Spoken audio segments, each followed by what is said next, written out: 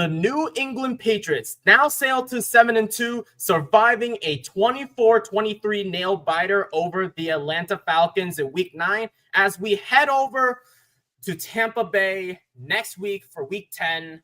Let's talk about it. Welcome aboard, Pats Nation. This is Patriots Clubhouse presents the Patriots MayeFlower Voyage, your weekly chart through the 2025 NFL Patriots season. Tonight, we're going to be breaking down all the action from Maye's Precision, Demario Douglas's breakdown, the defensive roller coaster featuring Drake London, the injuries to Kayshon Boutte, Christian Ellis, Christian Gonzalez, and yes, the most pathetic controversy that has been pincoined by the social media known as the Clapgate, which Mike Vrabel says it's a waste of time. But let's talk about it. As always, I'm the captain of your ship, Dow, aka DTN, and I got Austin and Thomas with me. Boys, how are you doing? It's Andy. Sorry, Andy, but how are you doing, man? All good. I consider it a compliment that you called me Austin. I'm doing fairly good today. Excited we got another win. As Austin said, he unfortunately could not be with us today, but I kind of like that it was one of those grind and pound, kind of from the glory days type of wins. I unfortunately had to work yesterday, so I could not watch it. But yeah, I mean, it did come down to that final toss on third down, which was a 17-yard ultimate reception to Hunter Henry on 3rd and 5, and that sealed the game. So, yeah, I'm doing pretty good. Been better, been worse, obviously, but hey, a win is a win. Pats are 7-2. Let's keep going. Gerard said, Andy, Austin, it starts with an A for awesome. So thanks, Gerard. How about you, Thomas? I see you have an F, and explain why, please.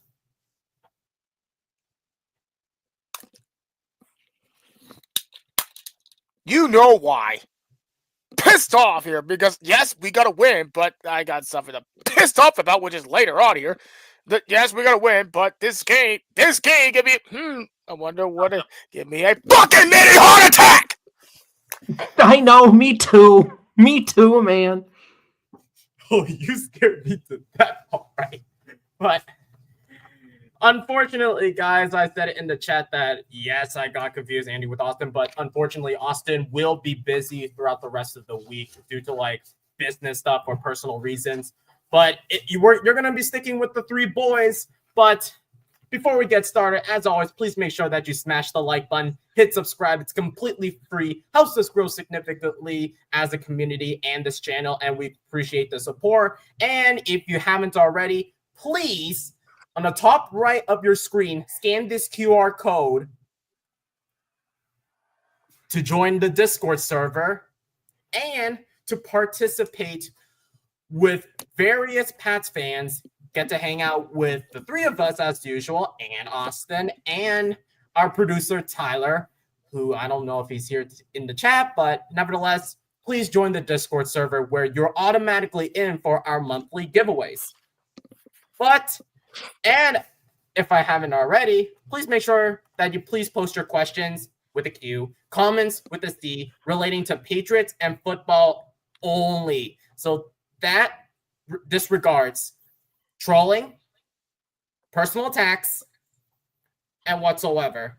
But let's get the show started. And as you may be wondering, I have a script with me so I don't get sloppy, but please forgive me if I read from a script because I need to be organized for future shows. But I want both of you to answer this.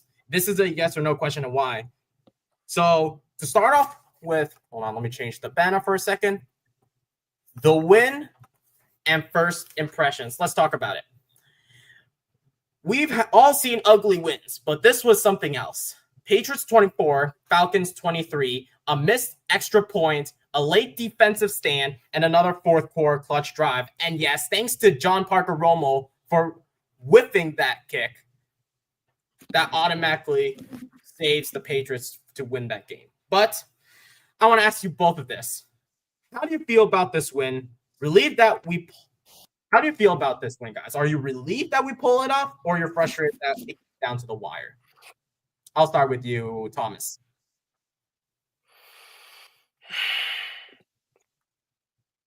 Relief and frustration. Like honestly, like I'm relieved that we got the win, but frustrated because how crappy this team is in the second half. Like, come on. We only scored 3 fucking points. 3 points in the second half, and we couldn't do any shit. and not to mention that here, there's some bullshit on the officiating side of things here. With it under the rep name Brad fucking Allen, who I fucking hate to death, made a lot of missed calls, which really frustrates the fuck out of me. Jesus fucking Christ. Like, it really pisses me off. Like, I'm relieved we got the win here, but I don't forgive the Patriots for a sloppy second half. It's horrendous. Jesus, mother. That is some rant you got here, Thomas. But how about you, Andy? Are you relieved or frustrated, or all of the above? I'm a little bit of both. I did like that during that first half, we actually kind of turned it on in the first half, and I wish that Scott Zolak was right. You know, we were up 21-7. He was thinking, oh, geez, this is going to be, you know, one of those blowout games against a mediocre team. And then here was oh, geez, yeah, the Falcons have Bijan Robinson. Again, 9th game in a row, we've limited a running back to under 50 yards. He had 46. They also have Drake London, on the other hand, who farther down in the show will talk about how he eviscerated us on 9 receptions for 118 yards and 3 touchdowns. But like Thomas said, we could not find our heads out of our asses in the second half, and that was in part because of a momentum-turning strip sack by Jalen Walker just before the half, on which the Falcons got a touchdown, and Drake throws a pick, and actually, no, we got the field goal on the first possession, and Drake throws a pick on the next possession, and the Falcons get a field goal. We essentially gift wrapped them 10 extra points, which is why it came to the final throw on 3rd and 5, and the missed extra point by one John Parker Romo. But yeah, that game was it was closer than it should have been.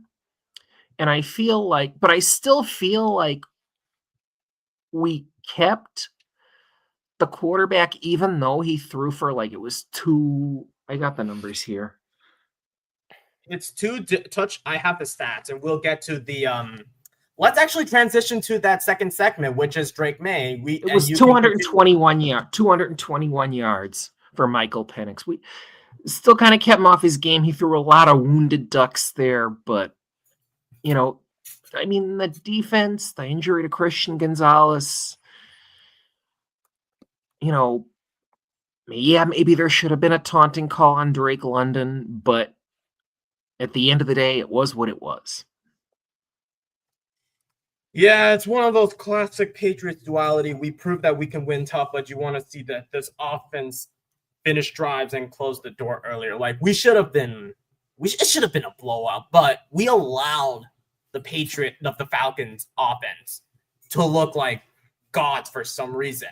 This was the same team that got blown out by the Dolphins. However, they had Kirk Cousins. However, this was the same team that exposed the Buffalo Bills defense. So anything can happen on a given week or a given Sunday, I would say. But exactly. I mean, let's shift over upsets yesterday. Let's shift over to Drake Maye, and I want to talk about this. Let's talk about the captain of the ship, Drake Maye. Stats line, 19 out of 29 for 259 yards, 2 touchdowns, 1 interception, 6 sacks, and yes, 1 fumble, and a QBR just over 102.5. Another efficient outing, but the protection nearly capsized them. So I want to ask you this, Thomas. What impressed you most about Maye's performance against this Atlanta's defense, which, yes, this is the number one passing defense. There's some parts I'm impressed with this point, and there's some parts I'm not.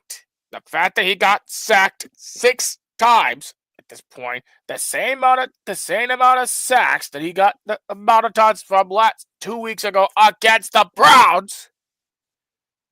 Jesus, mother. It's frustrating to see how it's frustrating to see your franchise, your freaking face of the franchise gets sacked 6 times against a defense who is not a good run defense, in my opinion, and who is a good pass defense here. Drake is struggling. Like, this is I'm sorry. This is one of Drake's bad games. Despite the stat line here, he played a bad game. And that's why in this performance, he's mid.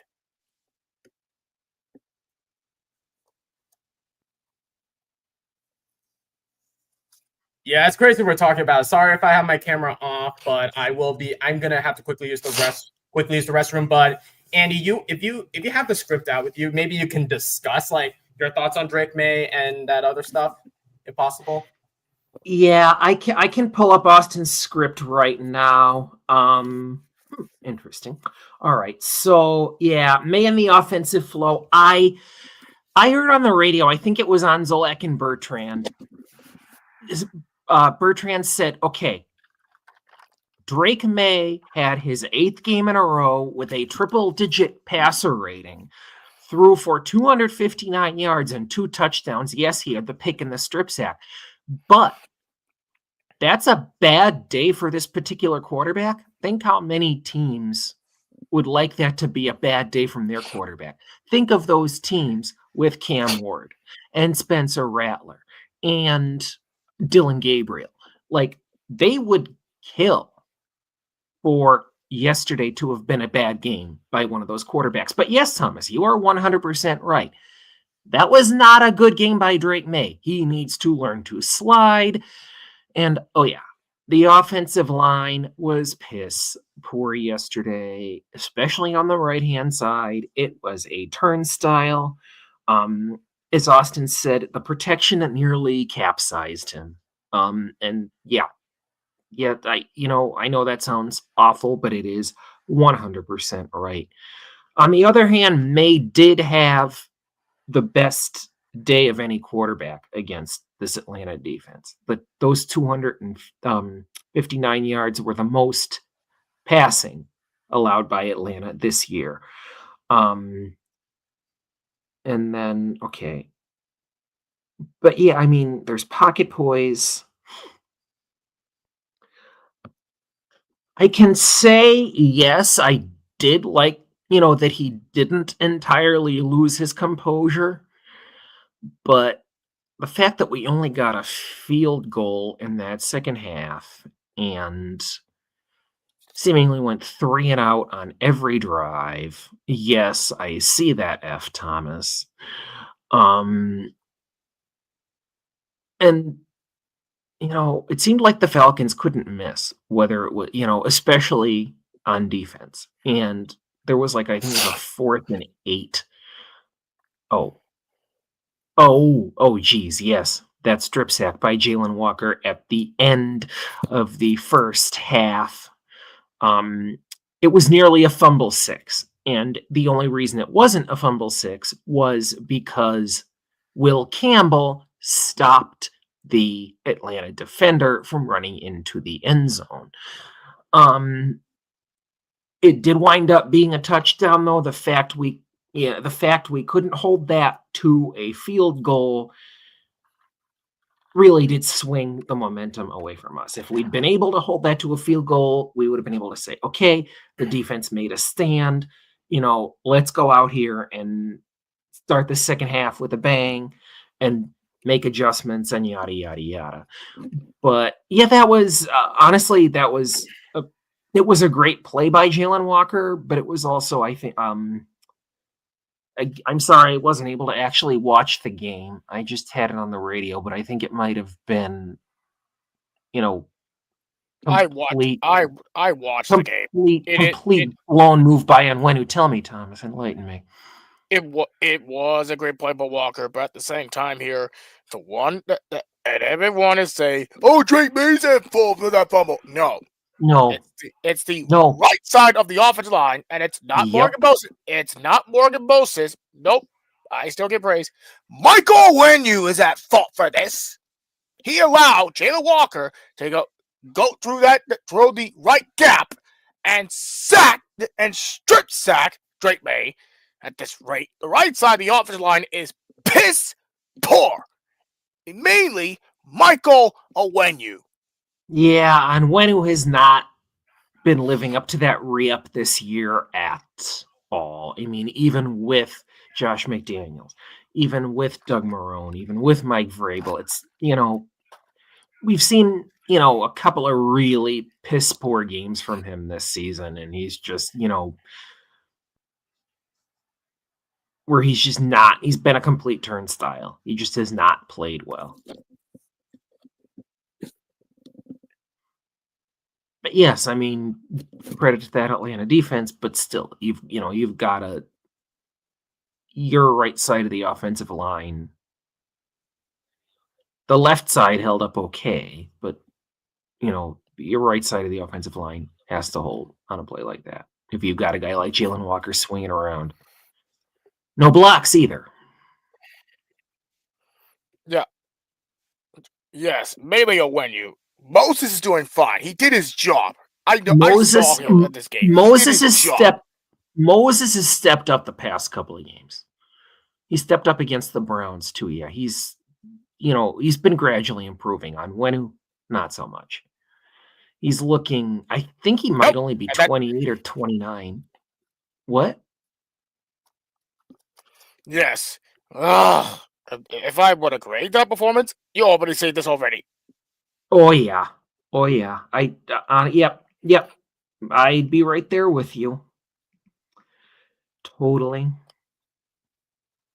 But Tyler did say that even though Drake May played a bad game, he still had a best performance of all the quarterbacks against the Falcons, which I do agree. Yeah. Like Mike Onwenu's only 27. Yep. Like 259, 2 touchdowns, 1 interception. Nothing to sneeze at, but still. No. Nothing to sneeze at, but he didn't need to throw the pick. He didn't need to throw that pick. I think wasn't that the play where was it Booty was wide open on that play? Yes. In my opinion, that should not be a pick because the ball just touched the turf, which Brad Allen did not is fucking blind. Oh, again, I wasn't able to watch the game. The ball really hit the turf on that play? Yes, it did. I saw it with my two blood eyes. It touched the damn turf. It's never been fully caught, never fully covered. It touched the ground, and then he scooped it. And the referees called that's interception. That is the worst non-call I've damn seen. And yet here's the Atlanta coaching.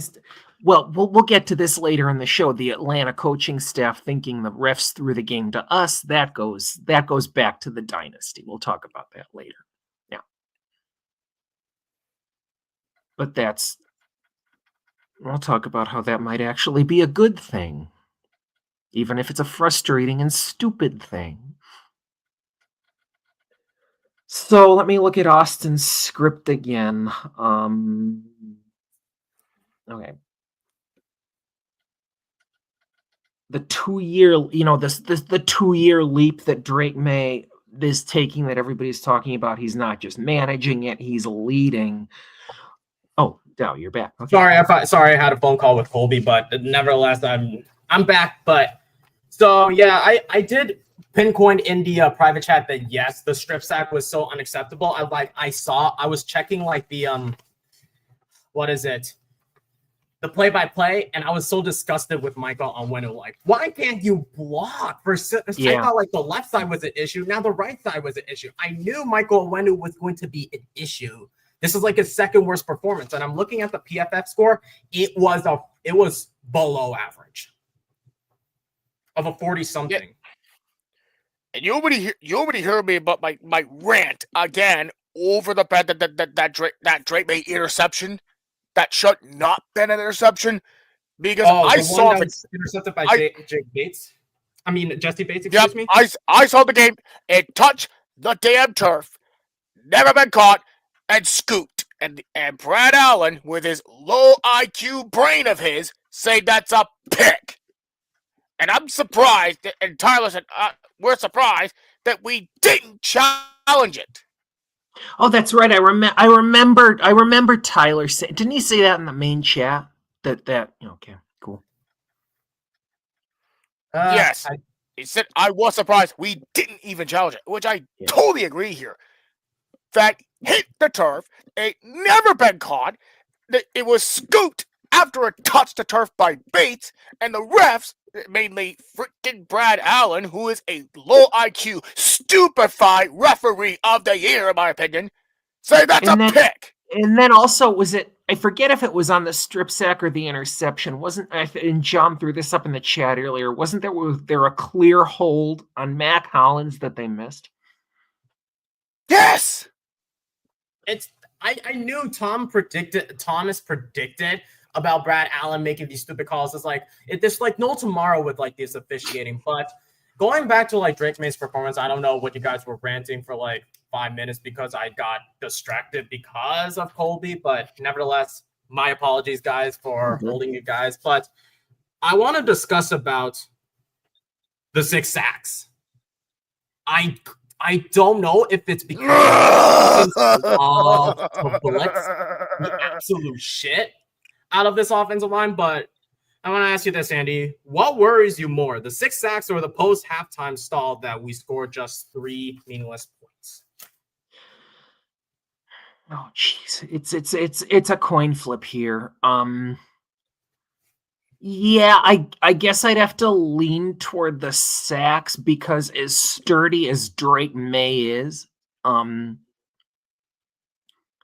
you cannot. This was the second game in a row where he had 6 sacks, and he cannot keep going like this and stay upright. I mean, if you remember that play against the Titans where he hit his head on the ground, and if you lose Drake May, we're talking about Keyshawn Boutte, Christian Gonzalez. Losing Christian Gonzalez could be a game changer. Losing Drake May is even more of a game changer. And if he keeps taking 5-6 sacks a game, you're talking about potentially losing him for a game or 2. And do you think I trust Josh Dobbs as far as I can throw him to go out, run out onto the field, trot out onto the field and run this offense? No. Or even worse, Tommy DeVito.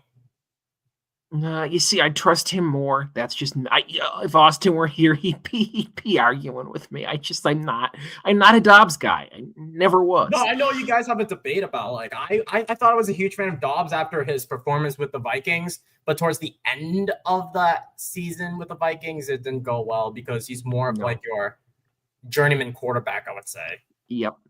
But yeah, either way, May has been looking good. Nevertheless, that turnover and that forced fumble, but are you concerned that possibly he might be following the same fate that Jaden Daniels is going through right now? Because Jaden Daniels is good, possibly the next RG3 after seeing a dislocated elbow, which I saw it was disgusting. Yeah, I heard that too. I am not concerned about Drake May turning into Jaden Daniels. People talked about him, getting injured last year, but of course we know how bad that O-line was. And still he made it through. I am not. Yes, I said the 6 sacks were more of a concern than that second half, but the injuries to Drake May are not as much of a concern as they are for other Pats fans. Should he slide? Yes. But I just think, okay, that's the entire point of, a mobile quarterback should be sturdy.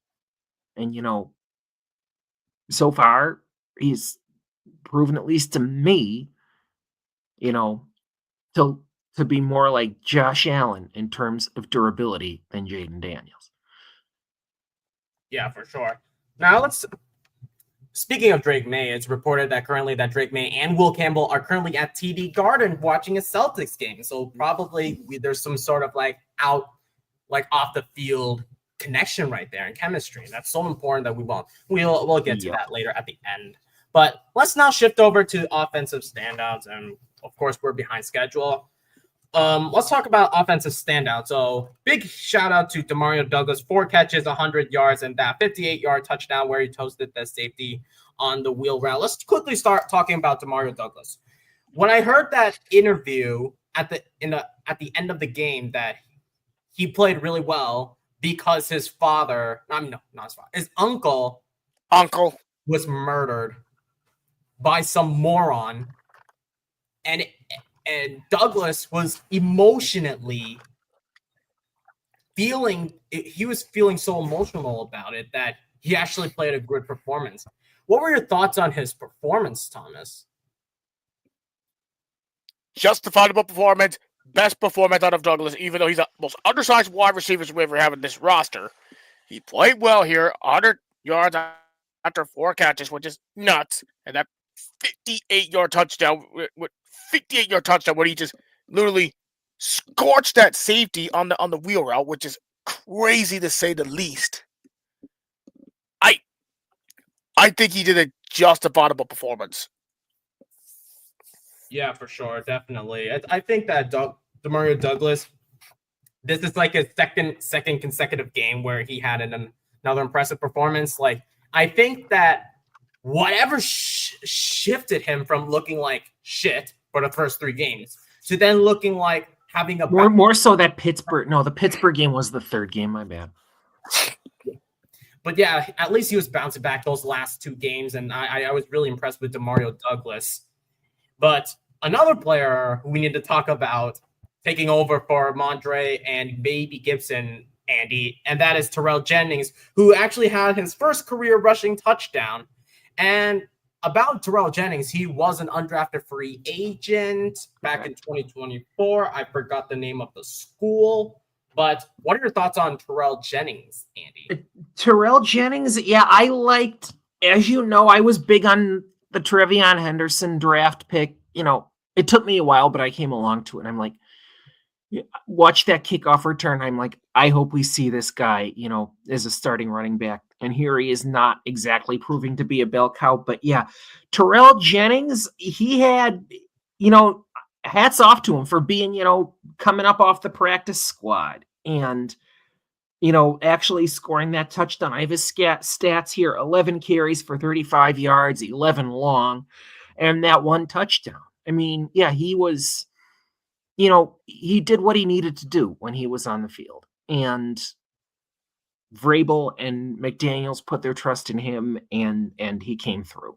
Trevion Henderson, 14 carries for 55 yards, but, he does look a little bit spindly for a running back, as a lot of people are pointing out. But yeah, back to Terrell Jennings. Yeah, I mean, a doff of the cap to him. He did what he needed to. He had that score, and that was the difference. Yeah, with Trevion Henderson, do you think that Josh McDaniels should cook up more of these passing games, where he should be more of your typical pass catcher instead of just running the ball with those typical HB dives that Josh McDaniels typically calls? Yeah, I think he should be thrown in for maybe even a trick play every now and again. He's small, like I said. He can be used as one of those pass catching running backs, like sometimes Bijan Robinson is, and he's even smaller than Bijan.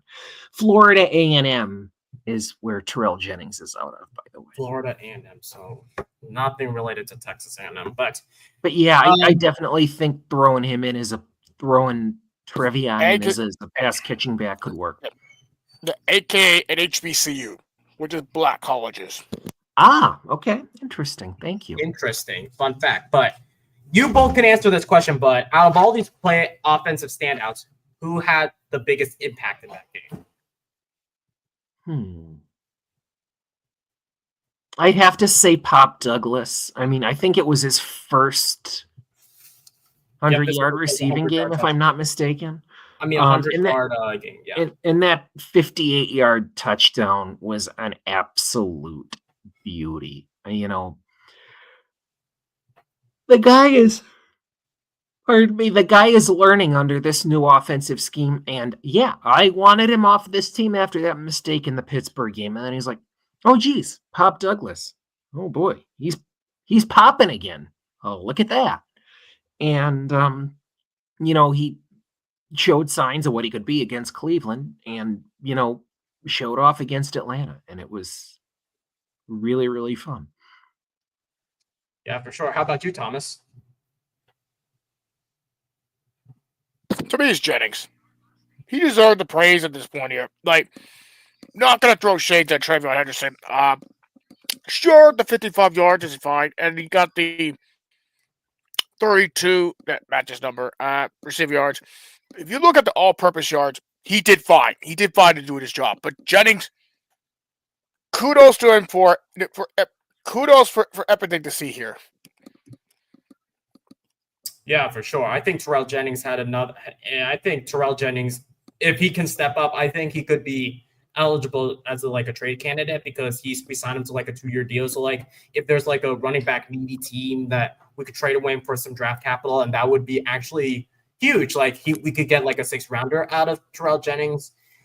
And so because Ramondre and Gibson are your 2 guys that you have to rely on. And since they're going to be coming back, I know Mondre is going to be coming back soon, but Gibson, if he's going to come back healthy for next season, that Terrell Jennings, he's going to be fighting for his life, but he could be tradable to get a draft pick if possible. But and people were saying we missed Mondre as a run blocker in that game yesterday, and yes, I think I agree. That is a major point. Yeah, even though Thomas alludes to the fact that he needs to do a better job with ball security, he is a good blocker for sure. Correct. Oh yeah, and that's why Vrabel keeps him out on the field. Yeah, people like me could continue to forget about these things, but it's really important when you look at the other key components for this running back and how crucial he is. So I think I really love that. Not gonna lie, but nice. Let's now shift over to the defense. And oh my gosh, it was one story for this defense. That was one wild Ferris wheel ride. Yes, for sure. But I'll read this part. Forgive me, this is from Austin's words, not me. But right ahead. And we lost Thomas, but don't worry. But let's shift to the defense. On paper, solid against the run. Held Bijan Robinson to 46 yards rushing, only 71 team rush yards allowed. I think that we kept Algier to 3 carries and 2 yards. If you can double check that with me. Let me look. Yeah, I'll look it up. I think it was more than 2 yards. I think it was 30 some odd yards if I have it. Nope, 2 attempts for 6 yards. What do you know? Yeah. 2 attempts for 6 yards. That's impressive. Correct. Only 71 team rush yards allowed, so the rest came from Michael Penix, I think. Mm-hmm. But Drake London, he torched us. 9 catches, 118 yards, and 3 touchdowns. That's a hat trick against what's supposed to be a top 10 pass defense. So I want to ask you this, Andy. Was this more of a matchup issue, or is this a bigger red flag for the secondary? I think, unfortunately, it could be a red flag for the secondary. This was the best... that was the most yards we allowed against a wide receiver this season. Not that we've faced anybody of London's caliber quite yet, but I do think, barring Christian Gonzalez, of course, that this is a sign that maybe even with the injury, as I've said all along, Carlton Davis isn't cutting it. The safeties, the safeties, it's their job to cover tight ends. And let me just quick look at Kyle Pitts' stats here. I don't think he was 4 receptions for 38 yards. So, he wasn't, for a tight end, that's not nothing, but I think potentially the whole London thing could well be a red flag for the secondary. And, he torched Marcus Jones. Didn't understand it, but and Gonzo. Like, of course, Marcus Jones is not, quote, your typical cornerback, but, yeah, I think, maybe even, trade deadline is tomorrow. Maybe consider A throwing a cornerback, cornerback a on bigger there. slot cornerback. Yeah, I Yep. agree. Because here's my thought process. Everybody's like, why did Zach Kerr call up like Marcus Jones to line up on Drake London, excuse me. This is more of Zach Robinson calling Drake London to play in the slot. Yeah, somebody in the chat said yesterday, "Oh, they're not playing for Zach Core." I'm like, it's not so much that they've decided not to play for Zach Core. It's like you just said, they're scheming London open, and he's fucking good. Yeah, he exactly. he is a legit wide receiver one. There you go. Because if I was Zach Robinson, you know that Gonzo is the number one cornerback next to the second best cornerback next to Patrick Surtain the second. So I would assume that that Gonzo defended against Drake London for most of it, especially that Moss. We could talk about that Moss, but yeah, Zach Core dialed the schemes up, and you can see that he used Drake London to match up against the smaller guy, and I'm like, now I can see why Drake London, you should have a bigger slot corner. Like we should have got a Trent McDuffie who was first team All-Pro slot corner, which I was still upset that we didn't get Trent McDuffie. Instead, we got an offensive guard out of Chattanooga. But speaking of Gonzo, I want to talk about that stupid play. And Thomas, you can talk about it. When Gonzo hit his head. Hold on. Actually, let's shift over that Keys injury update because I'll be right back. It's reported that Tayshaun Boutte and Christian Gonzalez both had injuries. Well, also Christian Ellis left with a major another injury too. I don't know which ones particularly, but these three were out with injuries. Both of them were questionable. Well, Boutte was out, but let's talk about this with Gonzo. Let's start off with Gonzo. I think that thankfully he went through concussion protocol and the only thing was a head injury. So nothing concern happening. But I know you're frustrated about this, Thomas. Should have Brad Allen or the rest of the ref crew call on Drake London for personal foul, unnecessary roughness. Yes! For sure!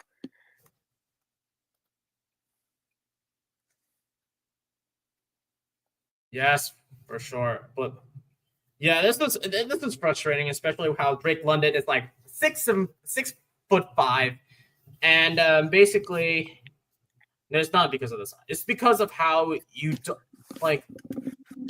that Falcons call us like cheaters and whatnot, but we should have. The Falcons were more stupid enough to use Drake to have Drake London hit Gonzo in the head, and he was going to be briefly out for a series or two. But I was really pissed when I saw that call, when everybody's saying, "Oh, Gonzo sucked. He got mossed by Drake London."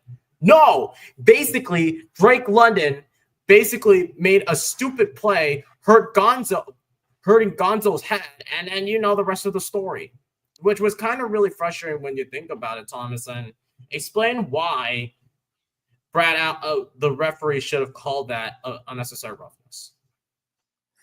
Because it's illegal contact from London to Gonzo.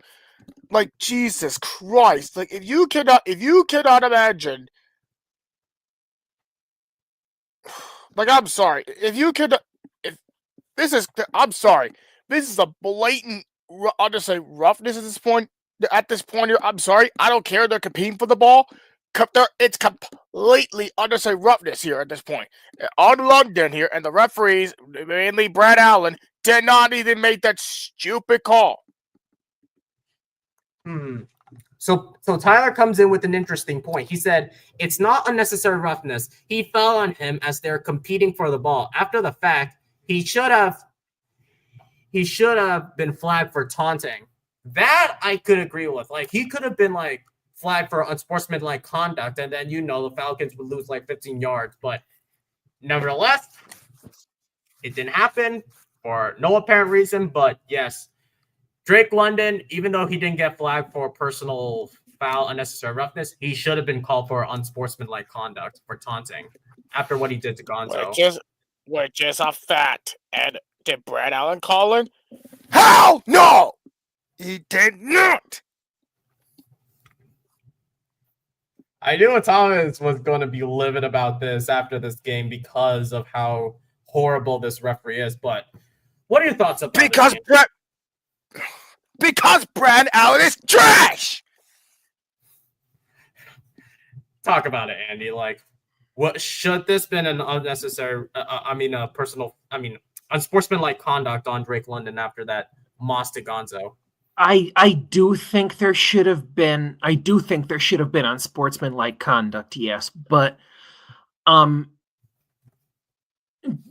was it entirely the fault of that call that the game was swinging in Atlanta's direction? No.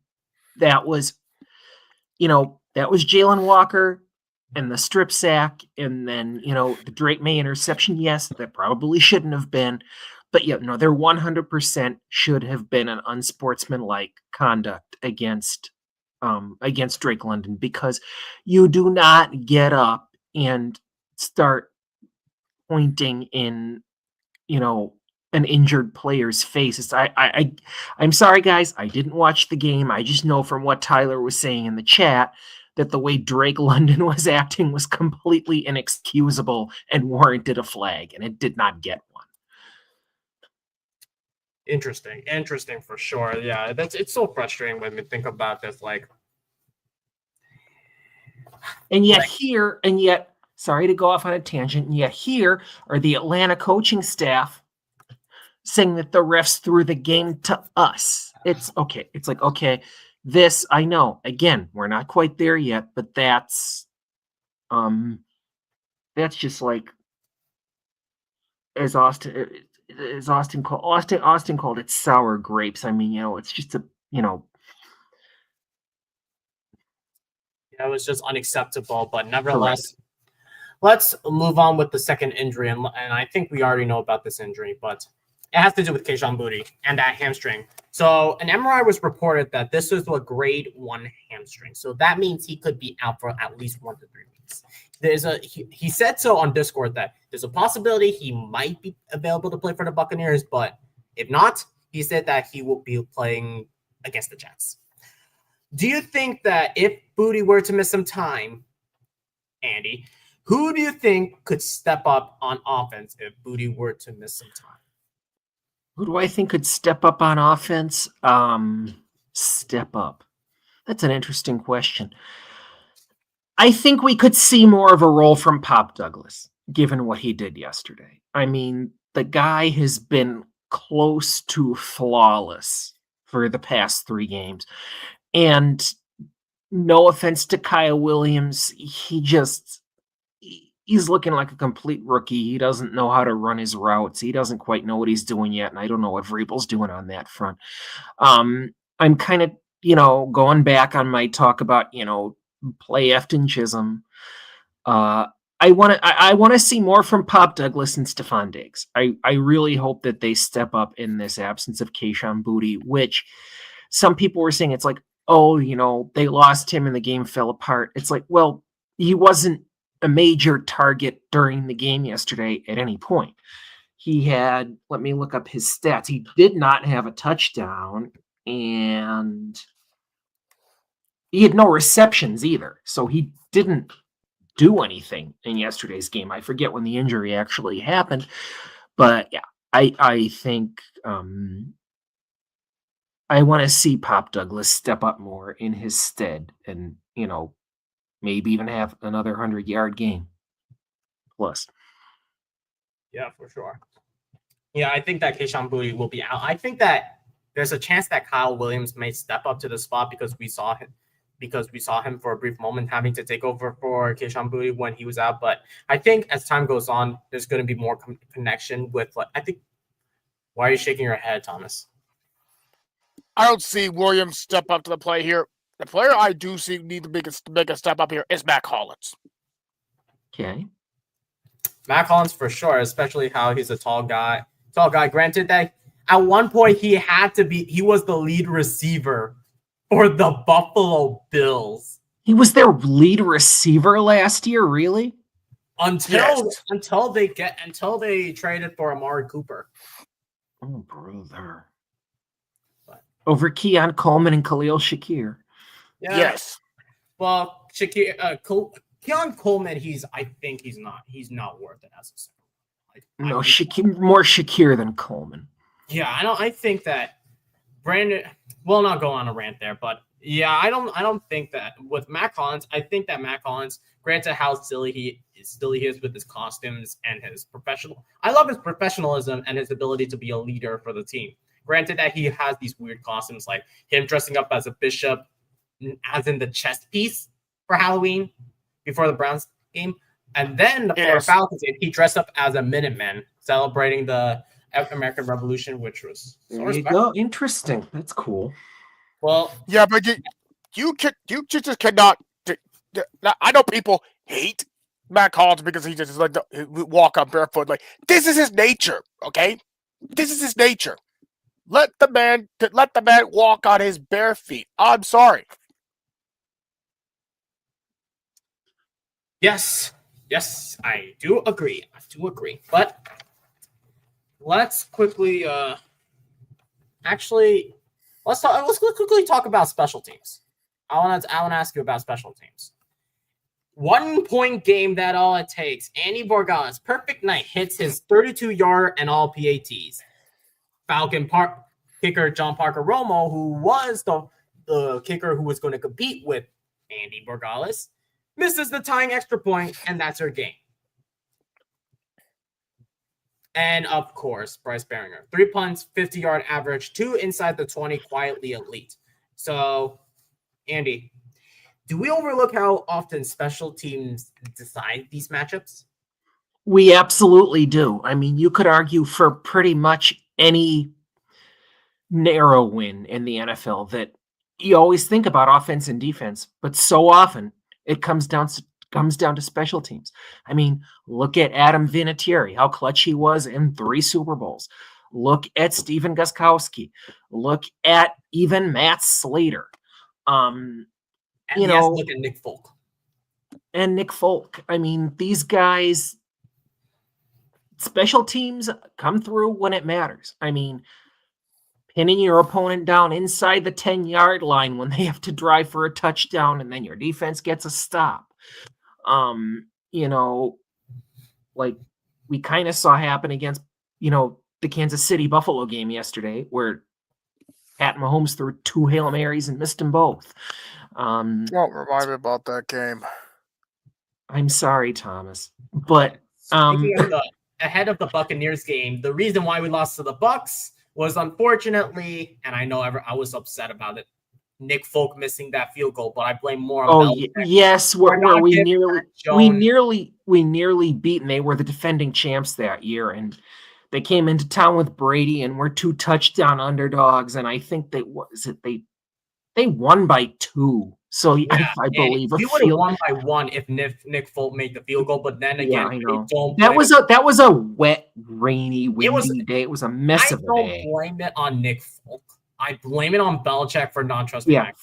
And for not going for it. Exactly. That was like, oh my God. It's like Mac played really well in that game, and it's like, come on. He's been playing really well. Just trust him on 4th and short to get it. Really. Oh my God. Don't. Yeah, it's really frustrating. And guys, if you haven't already, please make sure that you smash the like button, hit subscribe. It's completely free. Helps us grow significantly as a channel. Helps supports the channel. And if you join our Patriots Clubhouse Discord, if you scan that QR code in the top right corner, you are eligible to join our monthly giveaways. So please, if you haven't already, smash the like button. If you haven't already, it helps YouTube recommend us as a future Patriots content creation channel. But yeah, that's all I got to say. If you haven't already, click the like button. It's really appreciated. But let's talk about this stupid controversy. STOOPID. No. You go like this. THISSTUPID. What does that spell? This stupid. Yeah, for sure. This stupid. I'm stupid. Okay, no, all right, no. Yeah, let's not go there. THISSTUPID. All right, guys. Yes, first, yes. But The controversy. let's get into that Controversy. Waste of time here. Yeah. It's like, okay. Yeah, Mike Vrabel said it was a waste of time, but I'm gonna have to read this. And the whole thing is, it's like, did the refs hear it? If, like Austin said, if the refs didn't hear it, it's not a flag. And here's Raheem Morris. Oh, it should be, what was it like? Not unsportsmanlike. I forget what Austin said. Where's Austin's notes? It was not a sportsmanlike conduct, but then again, it turned into intentional grounding for the Falcons after that clap. Right. But nevertheless, it wasn't unsportsmanlike conduct and it wasn't intentional grounding on Michael Penix. But Mike Vrabel said in this press conference that this was not because he denied about the clapping by his defense. This is more of the fans being supportive for the team, which you all agree. Because possibly the fans were clapping to distract the Falcons offense. Could that be a possibility? Because Mike Vrabel said we have the best fans. Yeah, I think that could definitely be, like, because so often we hear about crowd noise distracting the opposing team. And yeah, I think that could well have been what was happening there. And, part of it could be, as Austin calls it, sour grapes. And as they said on the radio, this is more, they hate us because they ain't us. As in, we saw Bills fans screaming for a PI against Gonzalez on that third down. They didn't get it. And now we see the Falcons coaching staff, thinking the foul should be on Milton Williams instead of Michael Penix. It's like, no, you are crying again because you've got Pat's fatigue again. You do not want this team to be back. It's the hatred. I think that's part of what this is, guys. I really do. Because people hate the Patriots because of our history of domination. Right. And it's like, the only way they I realize we talk. Why is it? It seems to be like, I think I've heard other fan bases do it, but it seems like really only Pats fans are that hard on the Chiefs, apparently. Although I think some other fan bases are too. Perfect answer from DPF. Correct. Yeah, but when we talk about this, I think we can all agree that basically Raheem Morris is second-year head coach with the Falcons. Granted, he was the interim head coach when Dan Quinn got let go by the Atlanta Falcons. But this continues the streak of how the Patriots own the Falcons since 1998, and the Falcons can't beat us at Gillette Stadium. That's the unfortunate part, but nevertheless, cry about it. Raheem Morris, basically you and your team decided to not go for the 2-point conversion to be ahead of us, and that's your fault. So, correct. Yep. Let's shift over to the next segment, which is rapid fire positives and concerns, and I will give you the positives and concerns. Let's start with the positives. Third down success. We did a better job in third down. 8 out of 12. Red zone efficiency, 3 out of 4. Balanced play calling, and another clutch closing drive. How did you feel about our red zone efficiency and third down success, Thomas? Fuck! I forgot that I was muted. Okay, so you asked me about how do you feel about the red zone efficiency on this game? Wait. way better than that. Way better than last week against the Browns, which is completely horrendous. Emphasis of the whore. Like, it's perfect. It's absolutely perfect of what we saw yesterday against this Atlanta defense, which is the number one pass defense in the league, which people say that they're garbage, which they're not. We've been battle tested here. We all know this because we took research seriously. Jesus Christ. Great play calling, great red zone efficiency here. Way better than I expect from last week against the Browns. So, great job here. So, I'm happy with it. Satisfied with that. Yeah, satisfied with that for sure. But unfortunately, here are some concerns, Andy. You might want to talk about this. 6 sacks from this stupid offensive line. The 6 sacks, yeah, mostly Mike Onwenu, as we were talking about earlier. Yeah. Coverage bust versus top receivers. Probably this is why Drake we have London to look into blew Drake, the top off us. Correct. And unfortunately, shockingly, we did not do good in the second half of the game. Yeah, this was a complete flip from what we've seen pretty much all season, like going off in the first half and not the second half. Like we had like a perfect third quarter against Cleveland last week, and I actually just pulled it up. The Falcons had been struggling in the red zone all season long. They were perfect in the red zone against us yesterday. And yes, part of that is that fumble sack, that strip sack by Jalen Walker setting up that touchdown. But they scored touchdowns on all trips to the red zone. And the New England, it says here, the New England red zone defense conversely struggled significantly, and this was highlighted as a major issue for their team despite their eventual victory. Yeah, red zone defense, I think we rank last in the league, and it's something we need to work on. Major something we need to work on.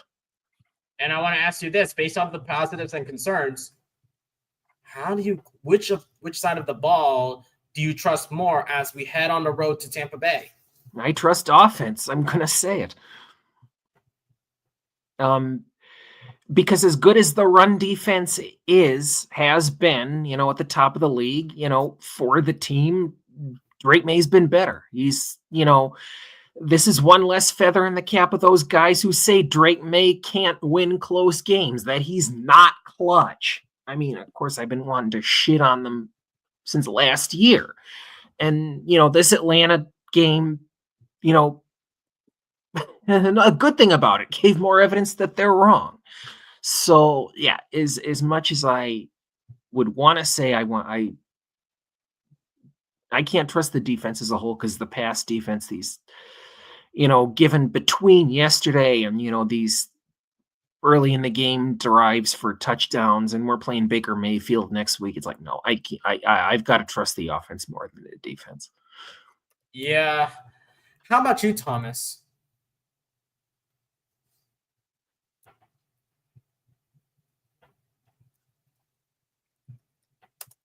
We lost you, buddy.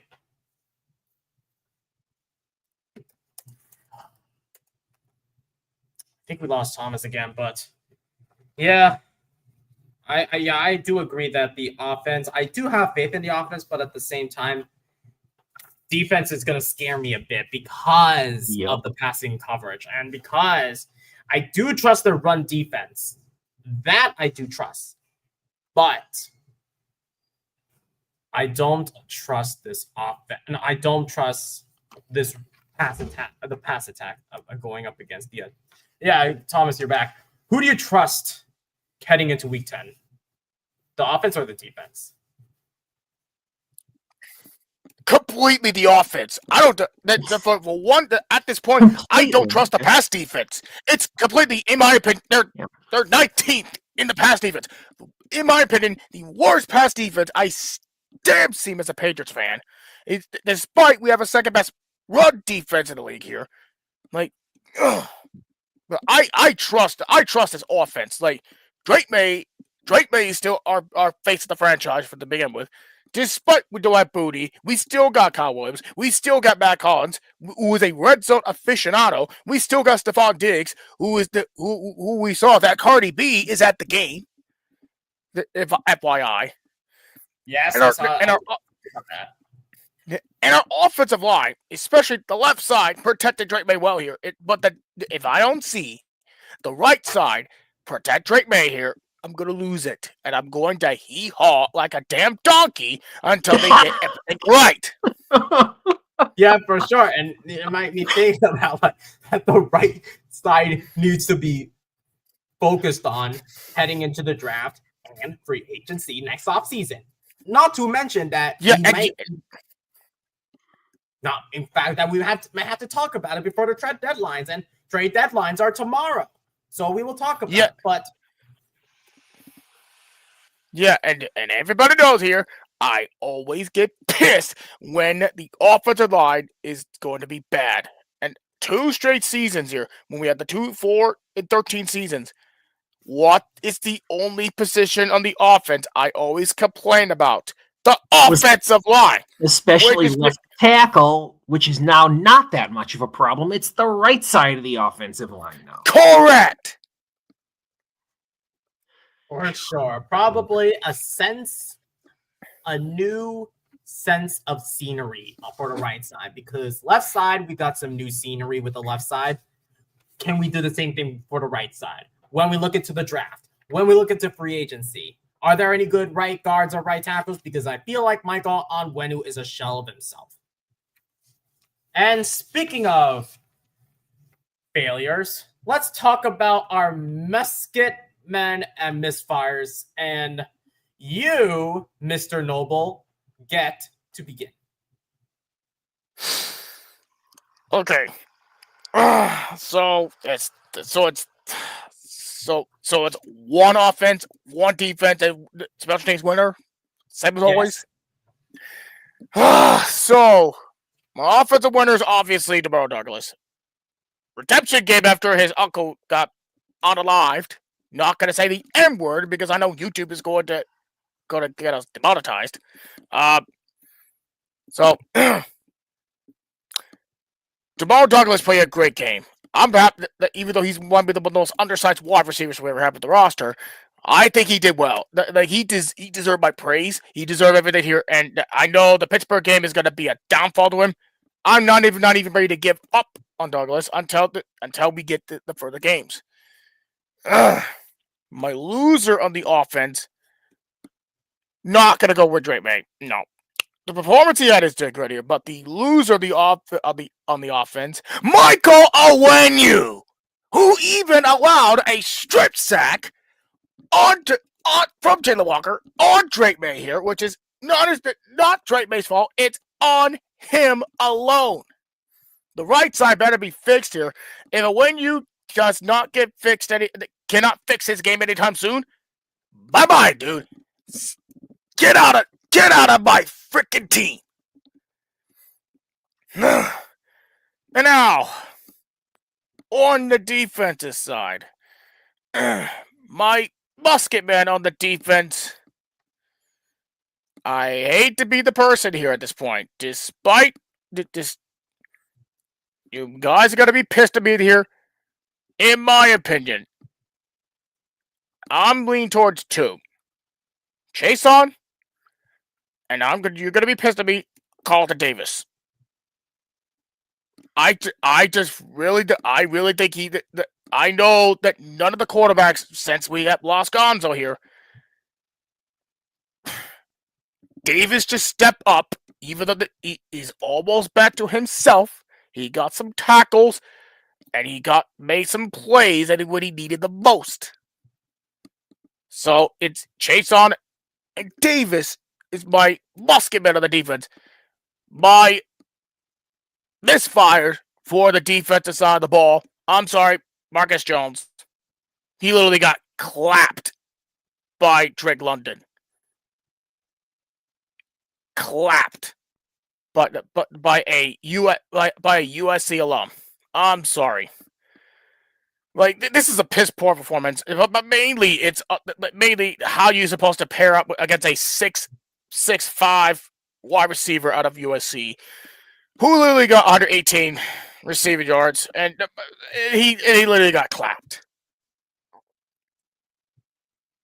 Yeah, for sure. And obviously, we will not discuss special teams because we already know who could be our winner for special teamers. That's Andres Bordas. But how about you, Mr. Schulten? Yeah, so my musket man for the offense, since Thomas went with Mr. Demario Pop Douglas, I am going to go with Mr. Hunter Henry. 3 conversions on 3rd and long, including 1, I believe, no, 2 on the drive that culminated with the Terrell Jennings touchdown, and of course the 17-yard catch to seal the deal on 3rd and 5. I have his stats right here. He had, if you allow me, 4 of 6 for 51 yards. I mean, he is a tight end, and but those 3 clutch catches, 2 allowed us to keep a drive alive, and 1 won the game. So that is my musket men on the defense. No, my offense. Thank you, Thomas.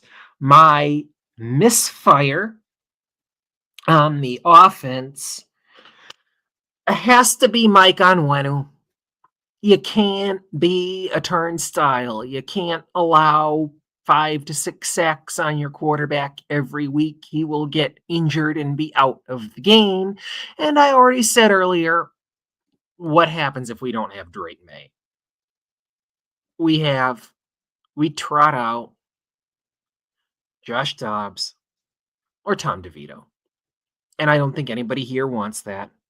Not my co-hosts, not anybody watching wants to see either of those guys take the field. We want it to be one Drake Lee May out of the University of North Carolina. And damn it, if Onwenu doesn't step up and do his flipping job, May is going to get hurt. So he is my misfire on the offensive side of the ball. My winner on defense is Kaylavon Chason. He had a sack and a forced fumble.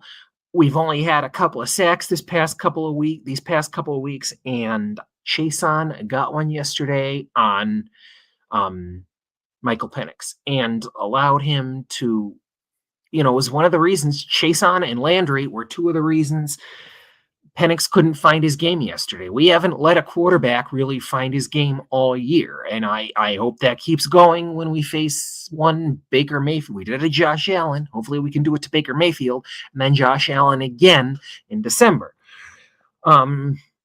My loser on the defense, I said all safeties and defensive backs. You cannot allow 118 yards.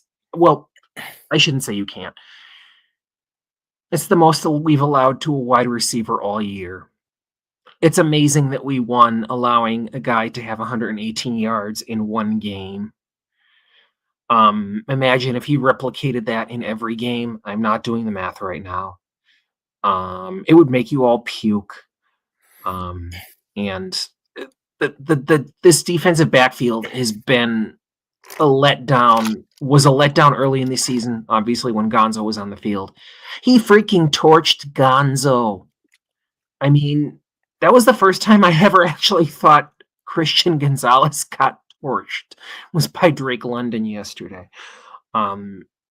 So on the whole, the defensive backfield was, I said all safeties and defensive backs. It was really the safeties held up because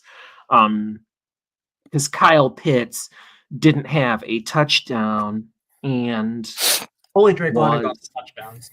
What? Only Drake London got the touchdowns. I think. Correct, and Pitts was held to 38 yards receiving. So I shouldn't say all defensive backs. I should say cornerbacks. Yeah, is misfires on the defense. Yeah, for sure. I agree with you. For my winners, for my musket men and misfires, my musket men on offense is Terrell Jennings. Finally having to step up in the running back room when you know that Stevenson is going to be out for a game with a toe injury, and finally getting his first touchdown, knowing how impactful he is to this run game is really crucial, and especially that if he continues to be great for us, he could be possibly a trade candidate for running back needy teams who desperately need a running back, and we could get trade value for other assets that we need.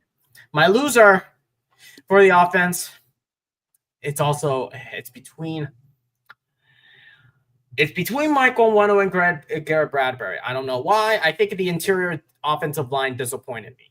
It's mainly the interior offensive line that disappointed me. Like, you cannot allow Drake Maye to get sacked 6 times, or he had to run the damn ball, having to be out of position, out of the pocket, for him to be, and I'm going to be scared about this, he could possibly be the most sacked quarterback in the league. And we do not want to see that. That's what scares me about Drake Maye and how he could potentially be the most sacked quarterback. My defensive winner,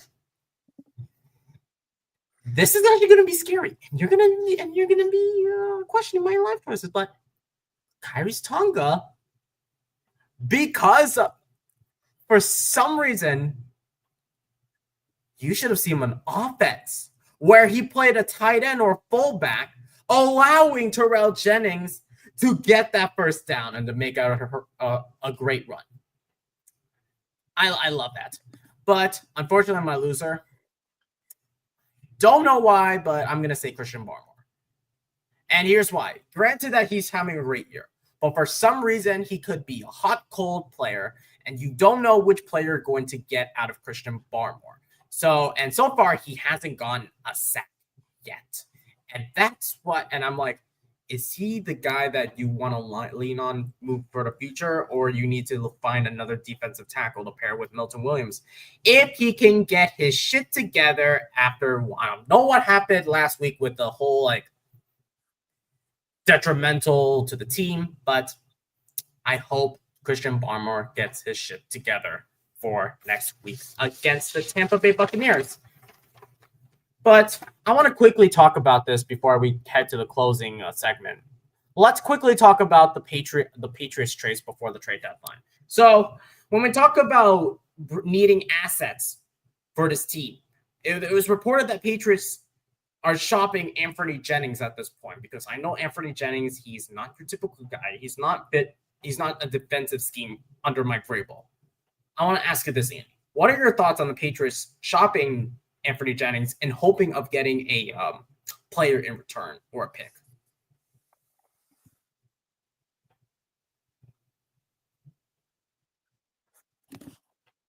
This is for Andy. Oh, I'm sorry. Oh, I blanked out. Question. Sorry. Oh, I was thinking you were asking Thomas. Can you phrase again? I'm sorry. I'm out of it. I want to ask you again. What are your thoughts on Patriots shopping Anthony Jennings? Shopping Anthony, I honestly would be potentially down for shopping Anthony Jennings. I mean, maybe to a, jeez, he's a linebacker. This is really linebacker is one of our sparser positions. I mean, yeah, I guess when push comes to shove, I'd probably keep him on the team for depth. I've never been a huge Anthony Jennings guy. As much as I, think we need more depth at cornerback, and possibly, like you mentioned, our defensive lineman, we can't afford to part with any, depth piece we have at linebacker, because pretty much we only have Harold Landry. I mean, does Chason ever play linebacker? He is. I think he's an outside linebacker, so I don't know if he could play a little middle linebacker, but I don't know. You need more of like a coverage guy, because Spillane is not entirely it. So yeah, I'd probably keep Anthony Jennings as a depth piece at the end of the day. When we talk about this, Thomas, anyone in the trade that the Patriots should get? to boost up either on the defense, I would say, mainly on defense, because I think defense needs to be improved, especially in the passing game. Do you think that the Patriots should look into pass rusher, safety, and potentially a coverage linebacker? Yes. I want that to happen when it comes to this. We got the worst pass, by far, in my opinion, we got the worst pass defense for this season. And we need like a freaking pass rusher at this point, or safety, or corner depth here, since we most likely gonna lose Gonzo for most of the 2-3 games or so. I don't estimate at this point, but in my opinion here, this could be a long stretch. In my opinion, that like there's some other players out there, but I want New England to get Jeffrey Simmons. He's a Vrabel guy. He's a Mike Vrabel guy. He's a good pass rusher at this point here. He knows Vrabel well. I think he will be a perfect fit here when it comes to for the Patriots. I don't know how is he going to fit the defense on the defensive line, the other side of things, but I want Simmons to be our target when it comes to the pass rushing side of things on defense. I don't know who we're going to get on the when it comes to linebacker safety, because we all know Jalen Phillips is now with the Philadelphia Eagles. So Draymond Jones is with the Baltimore Ravens. So yeah, I think that we need a pass rusher, and no matter what, I wanted a pass rusher, but yeah, it seems like we can't even get a sack. Like we got only one sack onto Michael Penix. We should have done a better job. We should have apply more pressure and get more sacks instead of allowing sacks. That should have flipped. Like we should have got one sack. We should have allowed one sack, and only pressure six. I found this. No, go ahead. Sorry. No, I was gonna say I would have flipped the script for the Falcons game if we get 6 sacks and only allow 1 sack. I think that should. Yeah. Yeah. But when it comes to Jeffrey Simmons, like the Chicago Bears tried to trade for him at this position, but they were shut down. And the 3 teams that Simmons says that he would love to play for, the Patriots, the Commanders, and I can't believe I'm going to say this, the Cowboys. If they were to trade, if we were to get Simmons, does that mean we're going to have to trade away Christian Barmore?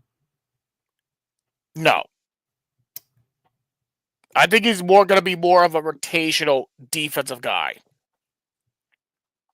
Interesting, especially where he's getting up in age. It's like, but if Barmore's in the situation, that he is not producing, I will put him as a second stringer and have Simmons as our starter.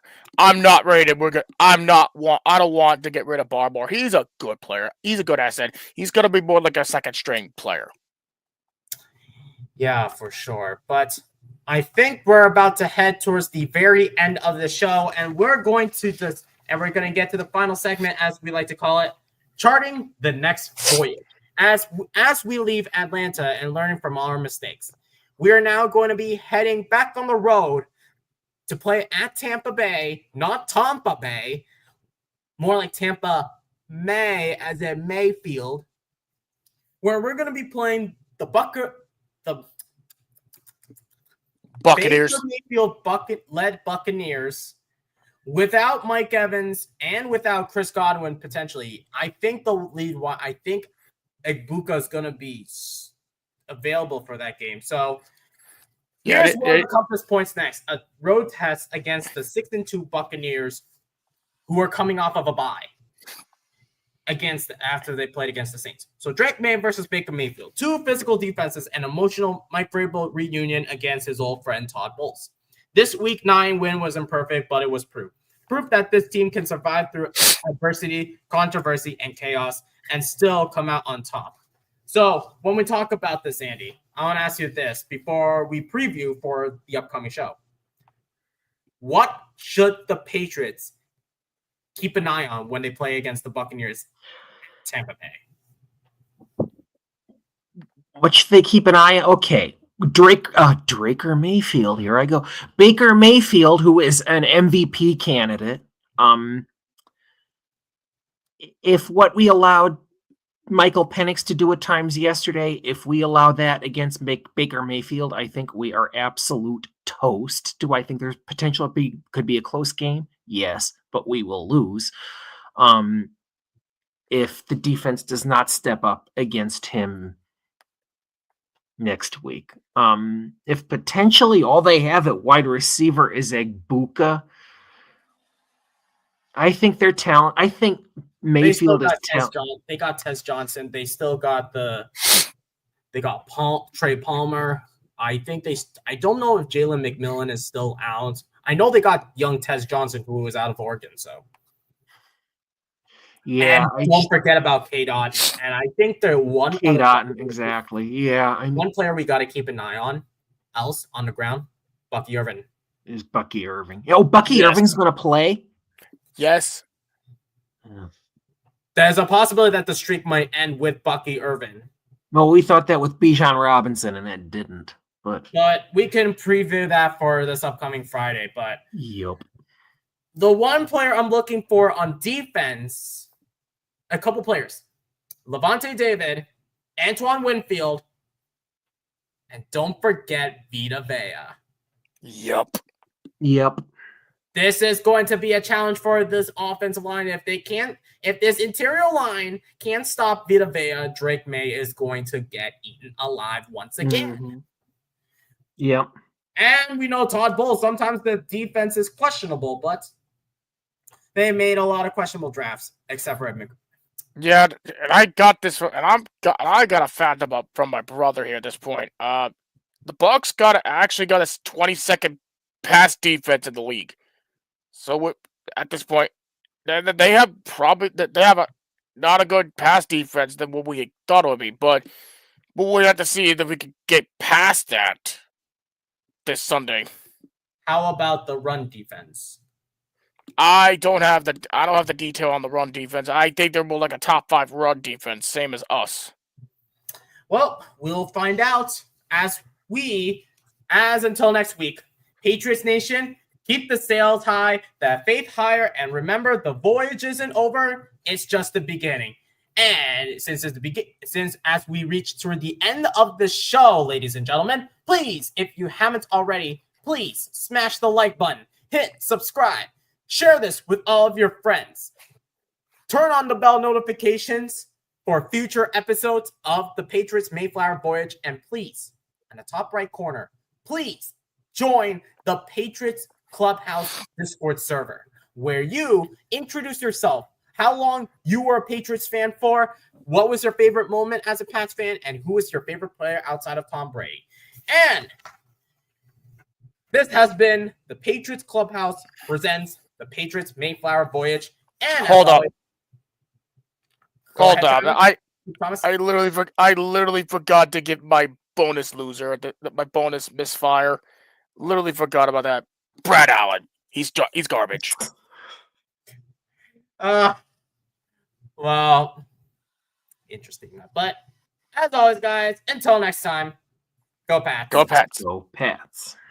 Brad Allen gets an F.